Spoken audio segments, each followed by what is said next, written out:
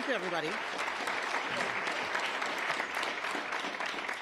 Thank you. And for your patience as well, we finally had the Prime Minister stop talking, so it was time for me to come on. But in all seriousness, ladies and gentlemen, Britain is not being governed. Last night in Downing Street, what were Keir Starmer and his team doing? They were not thinking about the future of NATO. They were not up late talking about sorting out the cost of living. They were not planning how to reindustrialise Britain with cheaper energy. They were, yet again, desperately ringing round Labour MPs trying to save his job. The Labour Party came into government just 18 months ago, but with no plan for this country. And in the last 18 months, we have seen exactly what happens when a government has no idea what it is doing in power and no idea what it stands for. They have made a series of random decisions, not a single one of which was in their manifesto. Snatching winter fuel payments, taxing family farms, mandatory digital ID, surrendering the Chagos Islands, a disastrous budget for Benefit Street, taxing jobs, pubs and businesses, and making this country poorer. Every single one of those decisions they have got wrong. It is bad enough to have a government preoccupied with cleaning up its own messes. But what is worse is the reason these mistakes keep happening. Because every single one of them comes back to the judgment of one man, Keir Starmer. At a time when Britain needs a leader, we have a Prime Minister who makes the wrong decision again and again. For months, I have been pressing the Prime Minister about his decision to appoint Peter Mandelson as ambassador. And yesterday in Parliament, I finally forced him to admit the shocking truth. He knew. He knew that Mandelson had a continuing relationship with Jeffrey Epstein. He knew Mandelson had stayed in his house while Epstein was in jail for child prostitution. The Prime Minister knew all this, and yet he appointed Peter Mandelson anyway to the most prestigious job in the diplomatic service. The Prime Minister brushed aside the security warnings. He turned a blind eye to what he knew about Mandelson's association with one of the world's most notorious paedophiles. And instead of standing up and taking full responsibility for this disastrous appointment, the Prime Minister is trying to make himself out to be the victim. Nobody is buying it.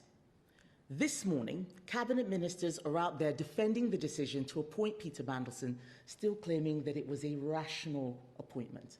They should be ashamed. And it's not just Peter Mandelson.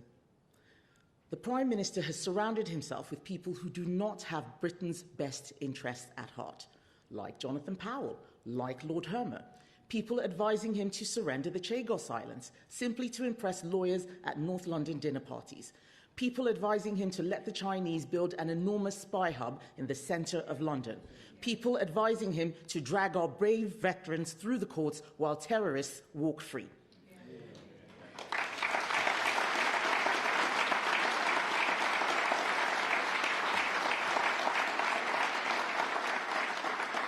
I am afraid that Keir Starmer is either too weak or too foolish to see the folly of what he is agreeing to. Even the Health Secretary has said that there is a toxic culture in Number 10. Cabinet ministers briefing against each other, not focused on their jobs. We have constant U-turns. This is not just a Westminster bubble story. Britain is not being governed. And this is having an impact on the lives and the livelihoods of people across the country. Britain is getting poorer and Britain is getting weaker because of Keir Starmer's bad judgment. It cannot go on. It is now up to Labour MPs to do the right thing. I know there are many of them who are horrified by what has happened. We saw that in the House of Commons just yesterday. They might now expect the Prime Minister to take responsibility, but we know he won't. He will have to be dragged out of Number 10. So, I am making them an offer. If they want the change they know the country needs, come and speak to my whips, and let's talk seriously about a vote of no confidence to force the moment.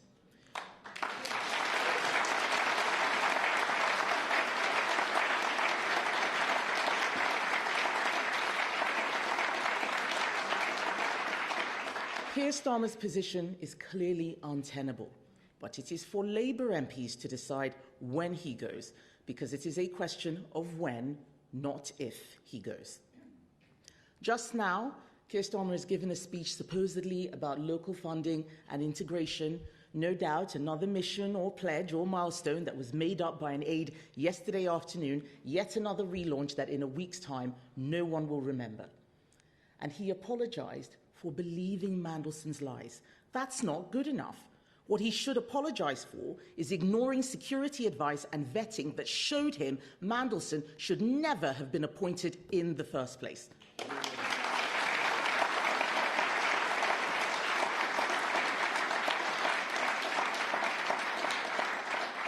But, ladies and gentlemen, you will notice that he cannot bring himself to do that because his self-righteousness is his greatest weakness. And what else have the British public got on offer? Fresh from announcing a pubs policy this week with a £10 billion black hole in it, Nigel Farage this morning announced his new Welsh leader after the last one was sent to prison in November for taking bribes from Russia.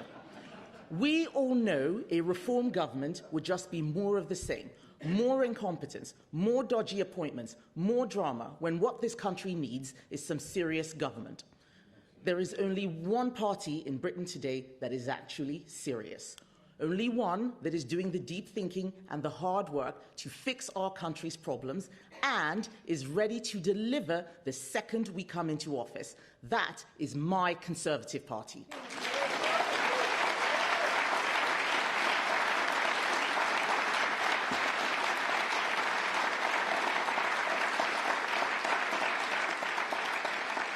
And some people will ask, and we must admit, yes, we made mistakes, but we acknowledge them and we have learned from them. That is the difference between us and everyone else. We are on the side of hard-working people, people who do the right thing and are fed up with a government that isn't working for them. We are on the side of those who play by the rules. We are not on the side of people claiming benefits when they could and should be working. We are not on the side of spivs and scammers who think the rules don't apply to them.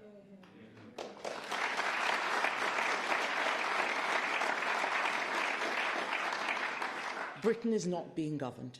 We need to show that we can do better, that a government with a plan can fix the things going wrong in our country.